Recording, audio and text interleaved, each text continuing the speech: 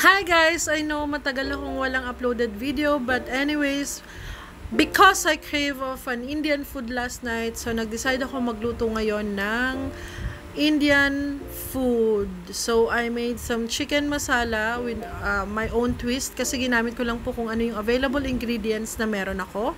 And chapati. Ayan. Medyo sunog-sunog pa siya. Yan po ang aking lunch for today. So, to start with, we have the ginger, red onion, tomato, and green chili. These are the basic. And then, chili powder, turmeric powder, and garam masala. So, here in the pan, butter and cooking oil, pinagmix ko. And by the way, tinulungan ako ng pamangkin ko to do this kasi, wala akong stand, so I was holding the camera. So, yan. Sautay muna natin yung ginger. So, siya yung naghahalo. Siya naghahalo nung ating ginger. Pero, at the middle of the video, umalis din siya kasi he has to go to school. So, and then onion. Let's saute our onions. Ayan, halo-halo niya. Very excited nga siya kasi gusto niya ring magluto. He's only 8 years old or magi-8 on next year, March. So, after ng onion, let's put our tomatoes.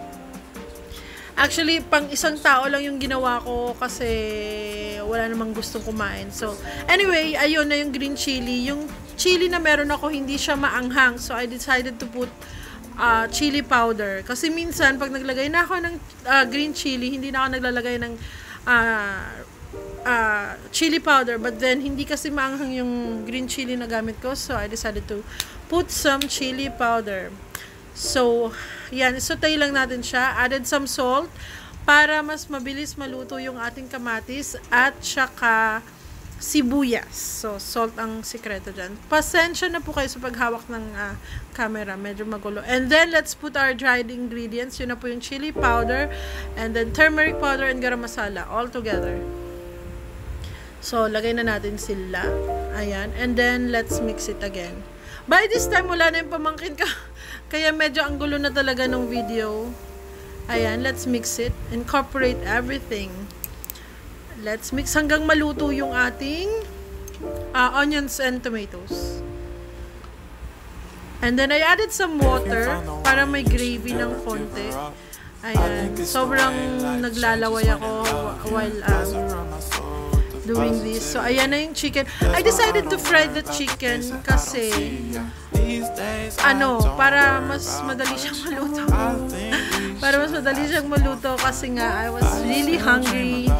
So, and then takpan natin siya. Let's just simmer it para mag-moist yung chicken. And then, I added this coriander leaves. Yan. Nakakuha ko ng coriander leaves sa local store dito sa amin. Madalang kasi yan. So, here is my finished product, mga kaibigan. And yung top niya, wala kasi akong yogurt. And yogurt here is really bad. So, I decided to put some sour cream.